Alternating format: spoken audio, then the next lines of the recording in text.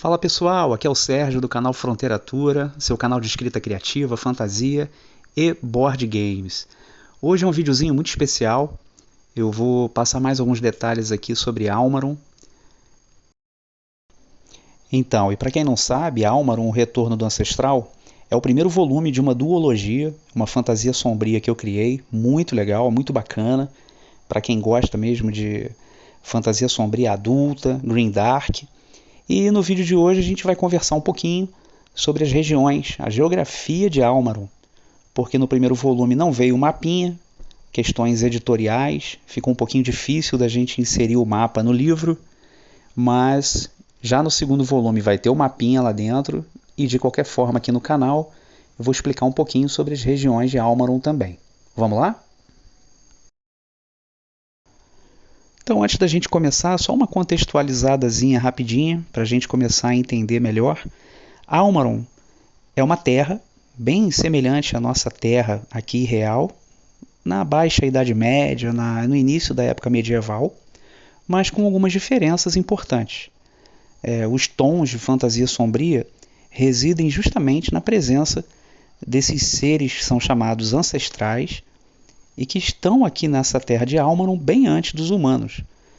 Quando os ancestrais surgem em Almaron, os humanos nada mais são do que seres simiescos, muito primitivos, e essa é a base da narrativa de toda a obra. Tudo vai decorrer desse contexto. No primeiro volume, Almaron, o Retorno do Ancestral, a gente vai acompanhar diversos personagens que passam por inúmeras aventuras, inúmeros contextos dentro dessa terra fantasiosa que está sendo dilacerada, está sendo totalmente despedaçada por uma praga que são seres gigantescos que percorrem as terras de Almaron em busca de carne e preferencialmente carne humana. Já no início do primeiro volume, o leitor vai conhecer essa terra de Almaron já sendo despedaçada por essas grandes criaturas monstruosas há pelo menos meio século. É daí que vão se desenvolver todas as histórias, toda a narrativa envolvendo os personagens, e tudo se baseia nessa ideia de uma terra devastada, onde os heróis e toda a humanidade, no geral, ela precisa sobreviver. Você não vai encontrar mais campos e cidades florescentes. A humanidade ela vive reclusa dentro de cidadelas, escondendo-se e, quando muito, percorrendo os ermos de Almaron sob risco de serem encontrados e literalmente devorados por essas grandes criaturas, esses pesadelos. Então vamos lá, num plano geral está aí o mapa de Almaron. As terras ficam de maneira oriental, né? Restritas por grandes cordilheiras ao norte e ao oeste também, e pelo grande mar da Galávia, que fica tomando aí parte do Golfo, né? E toda a costa de Almaron. A gente vai percorrer juntos aí todas essas terras, vamos entrar em detalhes aí dos assentamentos, as cidades que ainda resistem, os reinos que ainda estão de pé, e outros detalhes geográficos aí nesse mapa em geral. Então, vamos começar falando dessa parte que é a maior do mapa, e que são os ermos vadorianos. Os ermos vadorianos nada mais são do que um antigo reino, o reino da Vadória, e que foi completamente destruído pela grande praga dos seres gigantescos, dos grandes pesadelos, dos monstros, dos fedorentos. Existem várias terminações para essas grandes criaturas de acordo com a região onde elas vão afetando. Fato é que no momento do primeiro volume de Almaron, o Retorno do Ancestral, os ermos são terras abandonadas. Hoje, com várias ruínas de antigas cidades, vilas, não há mais plantações, a grama cresce selvagem, a vegetação ela é exuberante, há florestas, mas você não encontra mais vida. É difícil até encontrar grandes animais, grandes cervos, coelhos, raposas. Toda a vida animal ela é caçada justamente porque essas grandes terras elas estão sendo assoladas por essa grande praga desses grandes monstros.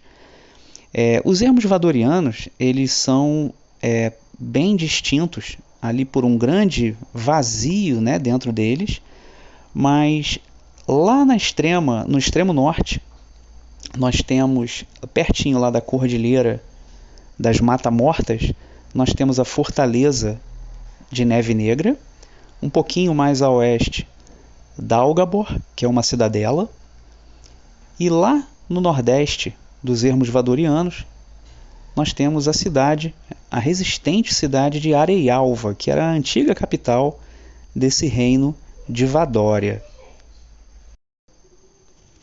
Nós vamos entrar em detalhes com relação a essa cidadela, esses assentamentos, e também mais detalhes acerca das próprias terras, né, que compõem esses ermos vadorianos. Vamos em frente? Sem pessoas para cuidar dos pastos, sem populações nas antigas aldeias e vilas que agora estão abandonadas, a maior parte das terras de Almaron, sobretudo todos os ermos vadorianos, estão abandonados. É possível que se passe dias e mais dias sem que qualquer viajante encontre com um outro companheiro por uma trilha ou antiga estrada agora abandonada. No entanto, não se iluda. As grandes extensões, as vastas planícies abandonadas, as ruínas de antigos assentamentos, agora vazios, podem esconder a presença das grandes monstruosidades que são a praga que assola toda a humanidade. A maior parte das vilas, aldeias e fazendas que ficavam espalhadas pelos vastos territórios do reino de Vadória caíram ainda nos primeiros anos, assim como suas respectivas populações. Aqueles que não conseguiram ou não buscaram abrigo em assentamentos maiores e, principalmente, grandes cidades muradas e cidadelas que pudessem suportar a vinda desses refugiados, morreu em pouco tempo. Agora nós vamos tratar um pouquinho sobre a cidadela de Dálgabor, que fica bem às beiras do Passo de Dálgabor, um grande estreito entre duas grandes cordilheiras e que tem o mesmo nome da cidadela. Dálgabor nunca pertenceu ao reino de Vadória. Sempre foi uma cidadela independente, com grande propensão ao comércio, devido às suas rotas comerciais e à proximidade com grandes áreas de minérios. Seu governo é aristocrático e sempre soube se aproveitar das condições, sobretudo quando a praga surgiu há meio século atrás. Dálgabor também é amplamente conhecida por ser o ponto de partida, o ponto de reunião da maior parte das companhias mercenárias que partem para os ermos vadorianos em busca de serviço. Seguindo um pouco mais a nordeste de Dálgabor, nós encontramos a Fortaleza de Neve Negra. Ela é ocupada por uma ordem de sacerdotes guerreiros muito antigos, a Ordem de Cavaleiros Purificadores de Galuk. Galuk foi um herói do passado. Há muitos séculos atrás ele libertou as terras de Almaron da presença constante dos ancestrais. Mas essa história está contida dentro do livro. Se eu for falar aqui, eu vou dar spoiler. A ordem permanece aquartelada dentro da fortaleza, estudando e vivendo com as escrituras que são apontadas como tendo sido escritas pelo próprio Galuk, o libertador. De qualquer forma, pouca é a presença dos sacerdotes nos ermos vadorianos ou em quaisquer terras combatendo as monstruosidades que estão deliberadamente destruindo as terras de Almaron. Um dos grandes personagens da trama se encontra na Fortaleza de Neve Negra no início da história.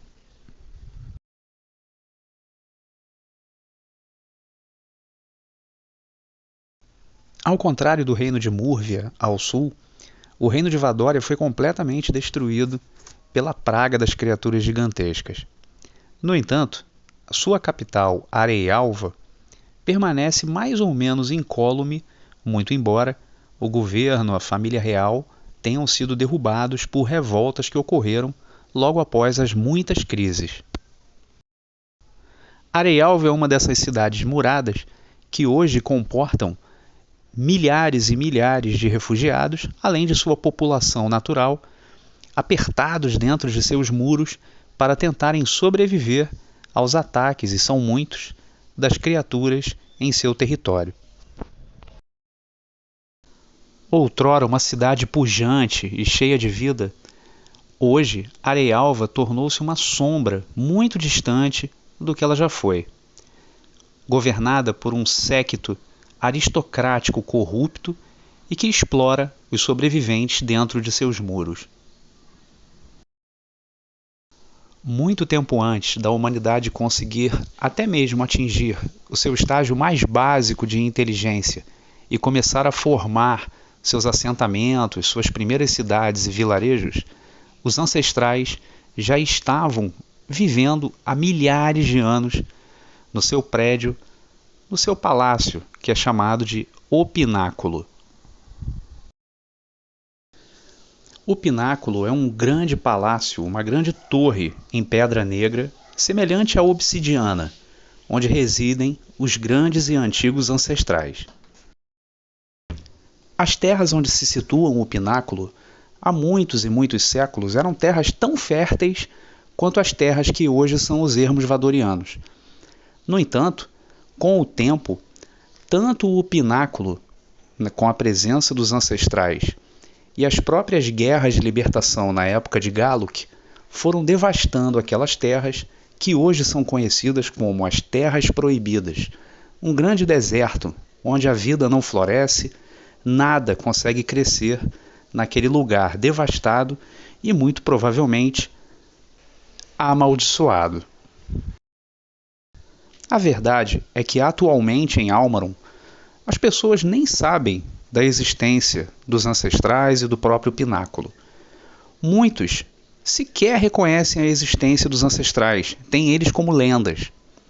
No entanto, ainda há pessoas que, tendo em vista a grande praga das criaturas gigantescas, buscam os ermos vadorianos e viajam até as Terras Proibidas para tentar auxílio daqueles que, pelas histórias antigas, um dia auxiliaram muito no progresso da humanidade.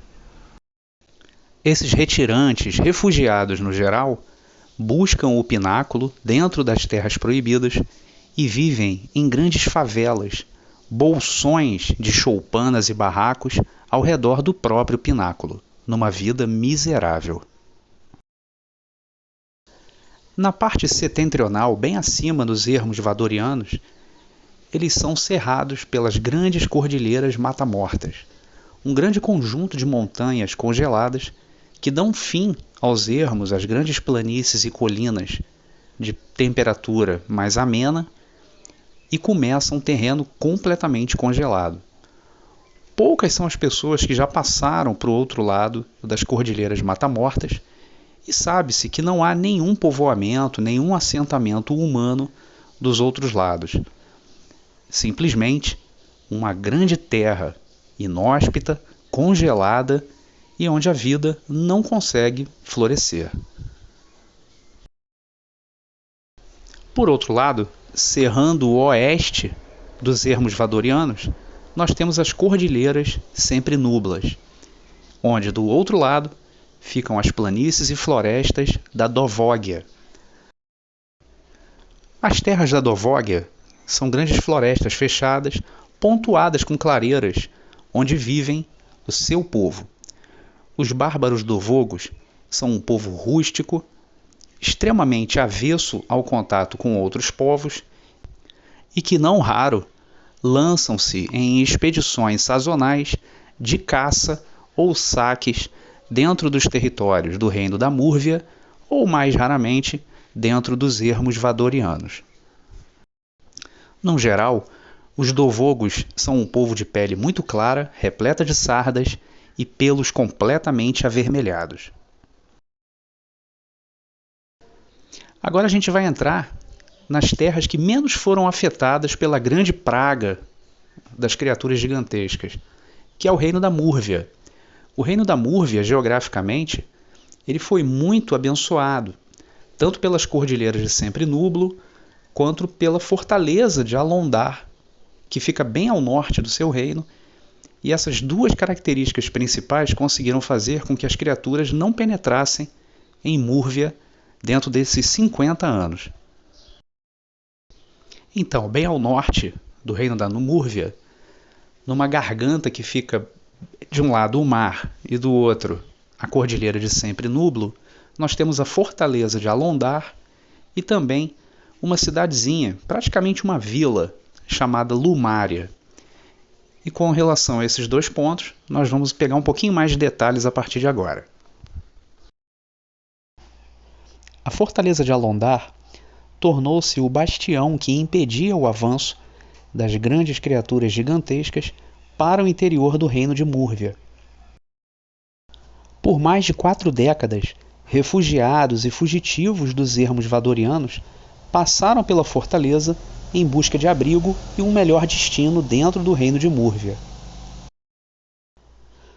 No início, muitos homens da fortaleza foram mandados para o interior dos ermos em busca de refugiados para auxiliá-los em seu resgate para dentro do território de Múrvia. Mas com o tempo e muitas tragédias, essas expedições deixaram de ser enviadas. Pouco mais ao sul da fortaleza, encontra-se a cidade de Lumária, um verdadeiro antro de devassidão, pobreza, um local para prostitutas, mercenários e todas as pessoas que buscam vantagens numa vida fácil, próximo à fronteira. Foi Lumária, com o tempo, que recebeu a maioria dos refugiados que vinham dos ermos, e onde a maioria parou e passou a constituir a sua vida. Um pouco mais ao sul, temos os campos, florestas e principalmente as terras mais férteis de Múrvia, bem próximos à sua capital, a cidadela fortificada de Ambamar. A grande capital Múrvia é uma cidade próspera e que concentra muito de sua população dentro de seus muros, em grandes comércios, indústrias e principalmente uma aristocracia próspera que vive sempre cercando o rei. Curiosamente, poucos na população múrvia, principalmente nessa região do reino, sabem, têm conhecimento ou mesmo ligam para a grande praga que vem arrasando os ermos vadorianos há muitos anos. Mais a oeste, nós temos a cidade de Campossal. É uma próspera região dentro das províncias remidianas que hoje são rebeldes às determinações da coroa múrvia. Os remidianos não aceitam as grandes taxações e impostos que são colocados pela coroa múrvia dentro da sua grande produção. As terras remidianas são as mais férteis dentro de todo o reino. Devido a isso, as forças da Remídia, no início do primeiro livro, estão em pé de guerra contra as tropas enviadas por Ambamar para deter a província rebelde e seus movimentos. E por fim, bem ao sul do reino de Múrvia, nós temos as duas grandes cidades de Salabar e Magralor, que não são independentes, mas que com suas produções de madeira, pesca e grãos conseguem manter em grande parte a capital Ambamar. Nesse extenso sul, as grandes paisagens, grandes planícies e terras mais férteis vão dando lugar a grandes charcos mais quentes até que se cheguem às praias tropicais que encerram as terras do reino de Múrvia no sul. Bem, e é isso aí, pessoal. Essa foi uma viagenzinha bem rápida, bem simples aí no mapa de Almaron. Esse mapa vai estar contido, inserido mesmo dentro do segundo volume, que vai sair agora em 2025. E sempre que o pessoal tiver dúvida, estiver lendo a primeira obra e quiser, dá uma olhadinha aqui no canal e dá uma conferida nessa geografia fantástica, tá joia? Se você gostou, por favor, dá um joinha. Isso é muito importante para a gente aqui, para a gente ganhar mais visibilidade dentro do YouTube, tá joia?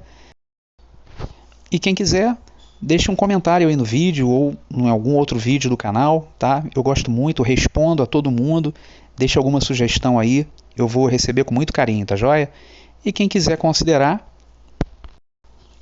dá uma força pra gente aí também se inscrevendo no canal. A gente ganha muito engajamento com isso e com certeza mais vídeos vão chegar aí, tá joia? Até a próxima, pessoal. Foi um prazer.